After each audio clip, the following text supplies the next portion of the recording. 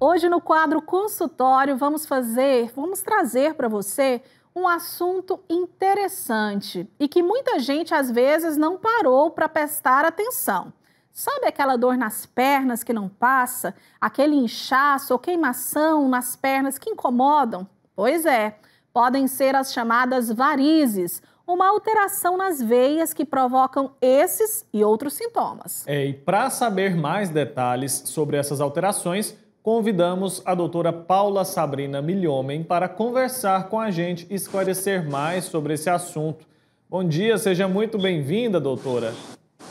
Bom dia, Wilker. Bom dia, Vanessa. É um prazer estar aqui com vocês hoje. Olha, eu queria que a senhora começasse explicando para a gente o que são as varizes. Então, Wilker, varizes são veias doentes. As veias, quando elas adoecem, elas ficam dilatadas, tortuosas, elas já não têm mais aquela função que as veias têm, que é de carregar o sangue de volta para o coração, fazer o retorno venoso do sangue das veias, das pernas de volta para o coração. E quando elas perdem essa função, elas ficam dilatadas, tortuosas, elas ficam, na maioria das vezes, bem evidentes, dá para a gente ver só de olhar nas pernas, isso é que são varizes. Doutora, e eu queria saber sobre essa realidade das varizes. Qual que deve ser aquele alerta, aquele clique que a gente traz, que a gente fala assim, ó, eu preciso procurar um angiologista, um cirurgião vascular. Quais são os sintomas das varizes? Isso. Vanessa, o indicado é que no início dos sintomas já seja procurado um médico, né? A gente não precisa esperar, só tem uma veiazinha visível, uma veia aqui, outra ali, eu vou esperar aumentar um pouquinho para procurar ajuda. A gente indica que o quanto antes é melhor, para evitar complicações, né? As varizes, elas vão desde apenas uma coisa estética, né? Aquela preocupação estética mesmo, geralmente começa sem nenhum sintoma e aos poucos, quando a doença vai se tomando uma proporção maior, ela começa a sentir, a pessoa pode começar a sentir dor nas pernas, um cansaço que piora no final do dia. Você começou falando bem dos sintomas, né, das varizes, que dor em peso, cansaço, queimação nas pernas, esses sintomas que podem piorando ao longo do dia, geralmente são frequentes em quem tem varizes, mas não precisa esperar esses sintomas se agravarem para que seja procurado um especialista, né? O quanto antes, melhor. A senhora já explicou aí o que são as varizes, né? Mas eu queria entender o que provoca as varizes. Isso. O que causa, as principais causas de varizes, viu, que a maior delas, né, é mesmo a herança genética, né? A hereditariedade, é uma coisa que a gente herda, né, dos nossos pais, da nossa ascendência. Então, infelizmente, essa parte a gente não tem como mudar, não tem como alterar, né? Mas as outras causas a gente tem tem o que fazer para evitar, né? Mesmo quem tem a predisposição genética, tem muita coisa que dá para a gente fazer para que seja evitado esse caso, né? Para que o surgimento das varizes sejam evitados. Então, a obesidade, o sobrepeso também tem uma importância enorme no surgimento de varizes. O sedentarismo, que uma coisa vem junto com a outra, né? Então, não fazer atividade física, não estar em dia com os exercícios físicos, caminhada, corrida, musculação, qualquer atividade física que você faça vai ser benéfico para evitar varizes. Então, eu falei do sobrepeso, da obesidade, da atividade física, a genética. Tem outros fatores que aumentam o risco, né? Tipo, mulheres têm mais chance de ter varizes em relação aos homens. E por ser mulher também tem outros fatores que vêm junto, como as gestações, né? Quanto maior número de gestações, maior chance de surgir de varizes né? Surgirem, de veias adoecerem. Então, tem alguns fatores que a gente consegue controlar, né, para evitar as varizes, e tem a parte genética, que ela é bem importante em se falando em fator de risco para ter varizes, que essa a gente não tem como. Aí é só mesmo evitar as causas evitáveis, né?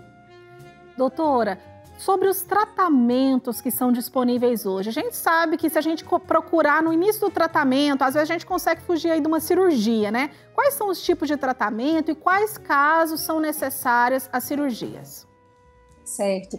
Vanessa, hoje o tratamento de varizes ele é muito extenso, tem várias opções, graças às tecnologias, tanto de medicação, de tratamentos não clínicos, quanto de procedimentos também, cirúrgicos ou não. Então, como eu falei, que as varizes elas vão desde uma preocupação apenas estética até doença mais grave, né? E o estágio final é a formação de uma úlcera varicosa, então é um espectro muito grande de várias variações, né, de forma de apresentação dessa doença. Então, e dessa forma vai variar a indicação do tratamento. Então, inicialmente, só aqueles vasinhos, aquelas veias que aparecem, que preocupam a gente, mais em aparência das pernas mesmo, aí tem procedimentos menos invasivos que podem ser indicados, como aplicações, né, que é a injeção de um líquido dentro da veia. Essa aplicação ela pode ser associada com o uso de laser. O laser, isso tudo pode ser feito sem precisar de internação, sem precisar de cirurgia. E conforme a gravidade da doença, a pessoa já chega com veias mais grossinhas, né, nas pernas, às vezes precisa de cirurgias. E cirurgias maiores, às vezes precisa de uso de laser durante a cirurgia também. Então, enfim, tem diversas formas de tratamento. Outra forma de tratar varizes também é a aplicação de um líquido que forma uma espuma, que tá muito conhecido também. Muitas pessoas já chegam conversando sobre isso, que é a aplicação de espuma nessas varizes, né? Nada mais é do que a aplicação de um líquido que, chacoalhado, misturado com o ar, ele forma uma espuma, tipo uma espuma de barbear o aspecto dela, e é injetado nesse formato dentro da veia para provocar uma reação por dentro dessa veia e ela vai se fechar, ela vai se secar. Então, são várias as opções de tratamento, o que é muito bom, né? Vai depender do caso, do grau de veia, do calibre da veia, se veia mais grossinha ou mais fininha. Até que ponto hábitos, né? As mulheres são as maiores vítimas, né, das varizes, como a senhora mencionou.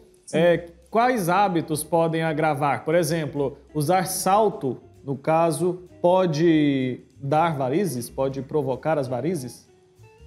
Isso. Existe o mito do salto alto, né, Wilker? O salto alto, na parte científica, muito se pensava que pelo fato do salto alto diminuir aquela contração da musculatura da panturrilha, que isso ia provocar aumento do surgimento das varizes. Mas, cientificamente, Wilker, nada se comprovou. Tem 2 estudos que foram feitos aqui no Brasil e que não conseguiram comprovar a relação do uso do salto alto com o surgimento de varizes. Eu falo que é uma coisa de compensar, né?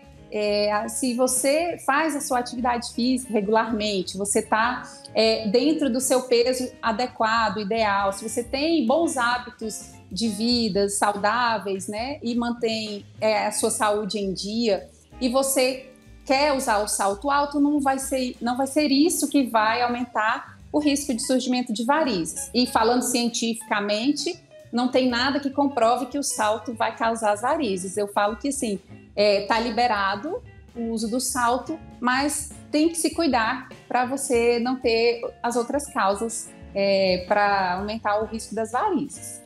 Que bom que está liberado, né, doutora? E assim, tem que se cuidar mesmo para ver as outras causas também, né, para que a gente possa evitar, prevenir. Prevenção é o melhor remédio sempre, né? Sim. Eu queria saber a respeito, a senhora comentou sobre alguns tratamentos, né? Sobre as injeções, essa espuma, o laser. Esses tratamentos são indolores ou eles doem? Qual que é a duração, geralmente, desses tratamentos? E no caso de cirurgia, quais são os cuidados? A gente vê aquelas pessoas saindo com as meias na rua, geralmente são pós-operatório. Quais são os cuidados também da pós-cirurgia? Certo.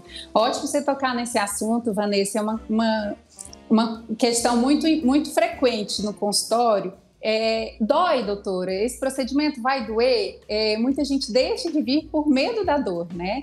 Então, não é indolor. Indolor totalmente não é. Mas é um desconforto bem tolerável. Existem técnicas e maneiras e várias opções, formas da gente utilizar durante o procedimento, esse que é feito no consultório, que não precisa de anestesia, mas a gente faz um resfriamento na pele, tem um aparelho que nós utilizamos, ele faz um resfriamento na pele, na superfície da pele, que na hora da agulhadinha ou na hora do disparo do laser, aquele laser transdérmico que é realizado na pele mesmo, aqui no consultório, nesse momento a pele está bem resfriada, alivia e dá uma certa anestesiada na pele, então diminui a sensação de dor. Então, além disso, a forma de fazer a injeção do líquido, do produto e as energias que a gente utiliza no aparelho do laser, tudo isso interfere na sensação de dor no procedimento. Então, eu falo que não é indolor, mas é bem tolerável. Em termos de cirurgia, você fez outra pergunta. A cirurgia de varizes tem cada vez mais sido um tipo de cirurgia minimamente invasiva, com menos cortes, e mesmo com cortes, os cortes menores, e de forma que esses cortes ou furinhos na hora da retirada das varizes, eles sejam mais delicados e com menos agressão ao tecido ao redor possível. E a gente agrega várias técnicas durante a cirurgia também, para minimizar os riscos. E em termos de cuidados de pós-operatório, sim, a meia ela é bem indicada, a compressão que a meia faz nas veias ajuda no pós-operatório a diminuir o inchaço, diminuir as dores, diminuir aqueles roxinhos que na maioria das vezes pode ocorrer após a cirurgia. Então, a meia é utilizada sim no pós-operatório e também em pós-procedimento, ela também tem sua contribuição. Existem meias bem bonitinhas também, hoje em dia tem opções no mercado bem interessantes de meias bem bonitinhas para se utilizar sem preocupar. Eu recebi uma pergunta aqui, é a seguinte, olha, devo engravidar primeiro e somente depois dessa fase buscar tratamento para as varizes? Queria que a senhora explicasse, então, a relação entre a gravidez e as varizes. Certo.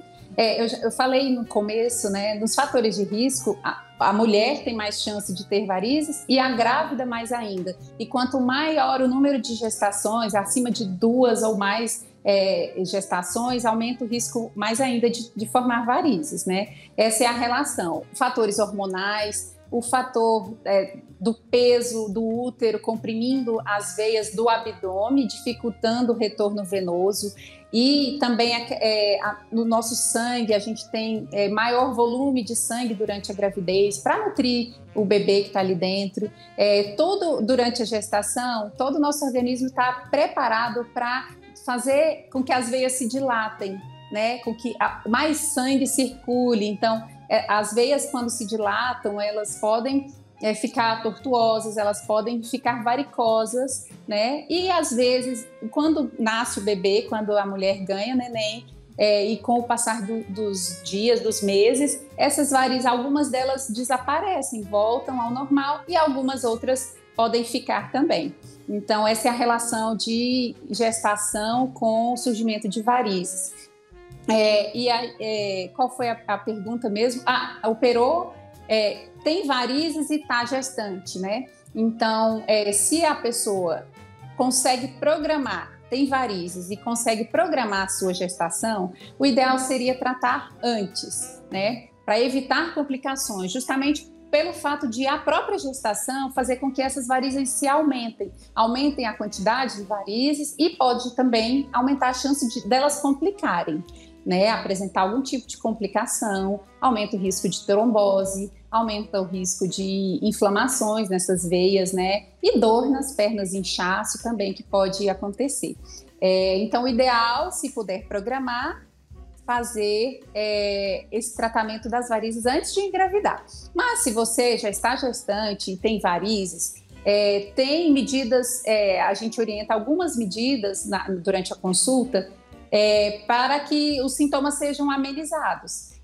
Não vai poder operar durante a gestação e nem fazer nenhum procedimento. Mas tem muita coisa que dá para a gente orientar e para que a gestação seja mais tranquila. Doutora, já explicou aí a respeito dessa relação, né, da gestação com varizes. E eu queria que a senhora explicasse um pouquinho para a gente, a senhora que é cirurgiã vascular. Quais são outros tipos, né, de doenças que podem ocasionar e que a gente precisa ficar alerta aí em relação às nossas veias? Está de olho aí no dia a dia, além das varizes? Certo, perfeito. As veias preocupam a gente, a grande procura no consultório mesmo são as varizes, mas tem outras preocupações em termos de circulação das veias, né? A trombose é a outra grande preocupação que todos temos, porque varizes, por pior que seja, é um tipo de doença benigna, né?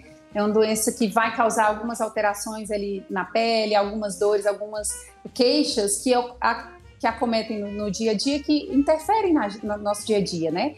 Mas trombose já não é tão benigna assim, que pode complicar e até arriscar, né, pôr a vida em risco. Então, outras preocupações em termos de veias, a principal seria a trombose venosa profunda mesmo, que até tem um pouco a ver com varizes, né? Não foge muito do nosso tema.